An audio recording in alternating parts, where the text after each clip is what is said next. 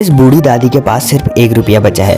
उसने जल्दी से सिक्का मशीन में डाला और 1 नंबर का बटन दबाया, पर दादी का बिस्किट तो मशीन में ही अटक चुका है। दादी को बहुत भूख लगी है, इसलिए उसने लगातार उस पर ठोकर मारना चालू कर दिया। फिर दादी वहाँ से हताश होकर चली जाती है, पर फिर वो सोचती है कि एक और ट्राई मारा जाए। वो जोर से दौड़ती है और एक लात मारती है। दादी सोचती है कि ये कोशिश भी बेकार चली गई, पर तभी एक आवाज़ आती है और दादी खुश हो जाती है। वो अपना बिस्किट लेती है और दूर जाकर एक चेयर में बैठ जाती है। फिर वो बिस्किट का पैकेट फाड़ती है, एक बिस्किट खाती है और अखबार पढ़ते पढ़ते ट्रेन का इंतजार करने लगती है।